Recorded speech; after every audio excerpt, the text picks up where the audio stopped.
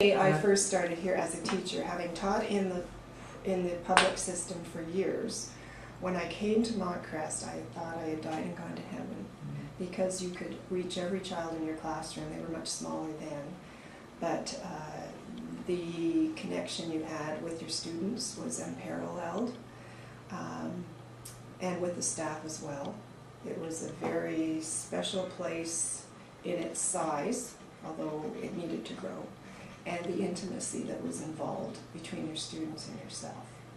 And I started teaching the special ed class, grades 5, 6. So that was quite a unique experience as well. And certainly worked with Elaine in her capacity as special ed director. She helped me a lot through that year. But we co-taught together. So right away, Montcrest presented me with the philosophy of cooperation and co-teaching and helping one another. And it was quite a year in this building, teaching with Mike King across the hall, grades 7 and 8, and myself across the hall teaching grade 5 and 6. And we only had to look across the hall at each other to know what kind of day we were having. We can't do that anymore here, but it has evolved a lot since then.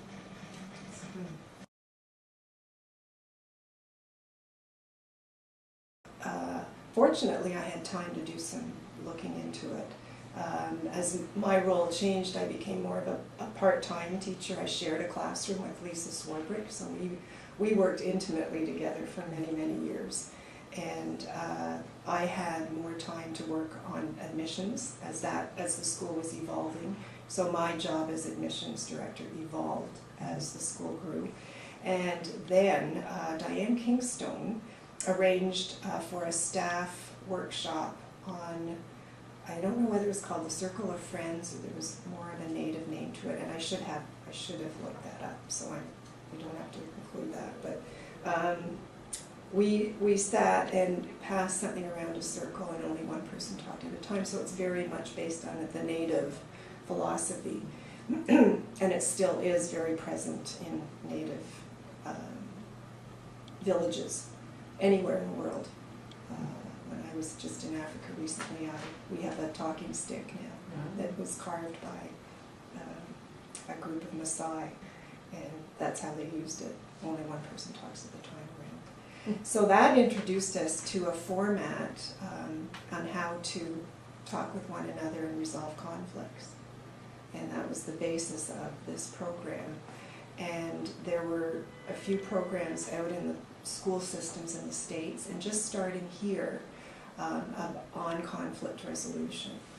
And so in looking at many of them, we chose one to work with and evolved it into our own Montcrest model and called it Peacemakers. That just seemed to be a name that fit the school. And it started with the help of consultants. Kathleen Wynn came in to start us on the program, and she and her assistant, it was Heather McDonald, as they came in and we worked with the children right in the classrooms. Because the school was smaller, we could take some time and do sessions for each class of grade 5 and 6.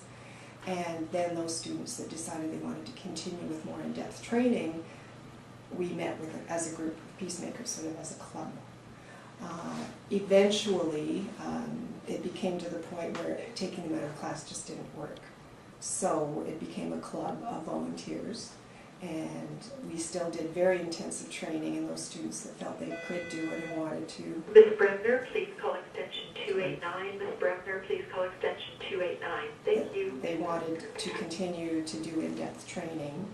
They could do the training and decide to be a peacemaker or not. And very seldomly did they not want to do it. So it has become part of the fabric of the school and the philosophy of the school since 1991.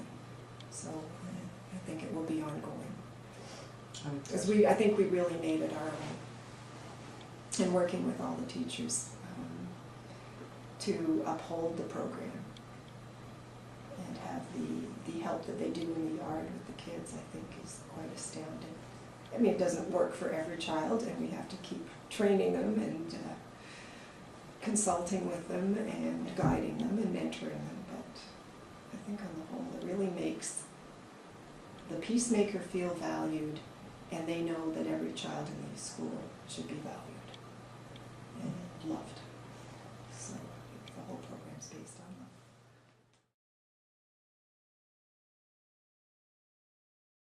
love. The Peacemaker Award evolved, and I was thrilled when they took the suggestion up that they have an award. That made it part of the school and part of the recognition by parents that this program is important. And also, the importance presented itself as grade 8 parents came up to me and said, my children are using these methods at home amongst conflicts amongst themselves. And that takes a few years to catch up and that feedback to come back. And that was thrilling to hear parents say that. We knew it was working then. So the Peacemaker Award became part of our award ceremony, and the children valued it. They could see that they could win an award if they did really well in this. So that was special.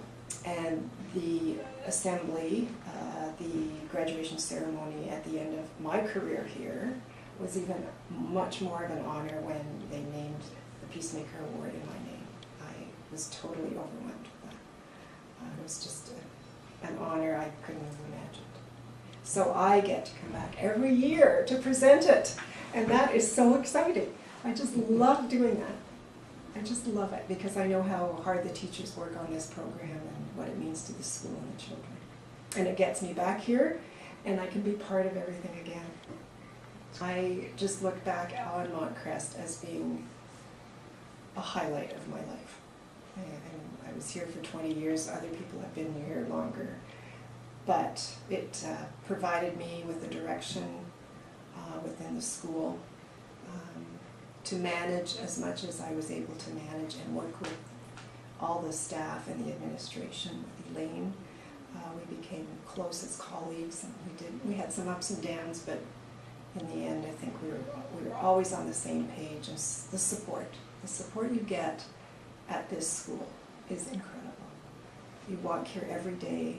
I couldn't wait to get here, and it encourages you to put 150% of yourself into it, I feel. And that's how I felt about it. So I couldn't imagine ever leaving it until it was time to move on to life. Yes. So it's a very, very unique, special place. There's a warm and welcoming feeling as you come through the door, no matter who's sitting there. So.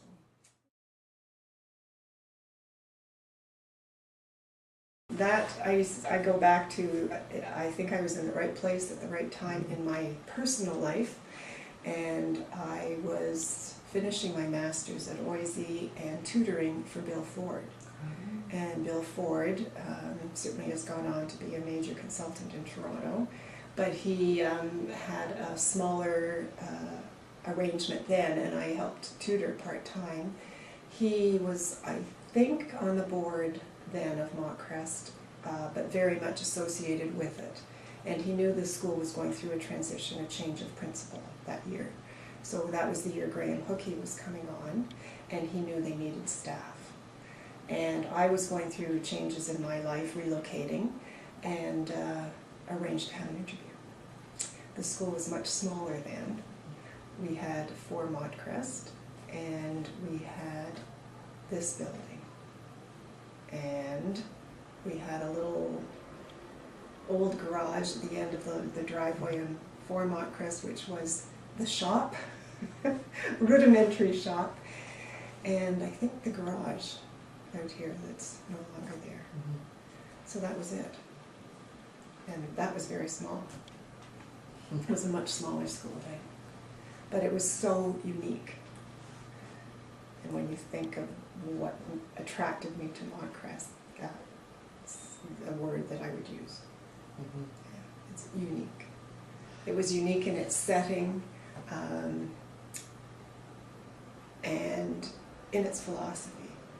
Although it was certainly a transition year, but I was in transition too, so I think it worked well for me. So was that Graham's first That year? was Graham's first year, and when I came for my interview, I Right. was interviewed in Diane's kindergarten room, sitting in kindergarten chairs, and it was really a hot day, and we were just sweating. And I met Graham and Elaine, who looked as cool as a cucumber, you know, and she was used to the school and the place. But once again, I met two personalities that intrigued me, and I thought I would love to work with these people. And so I jumped in, and have never looked back. Yeah, it was just, as the school grew, I grew. It was sort of a journey for me, I think, in tandem with the school.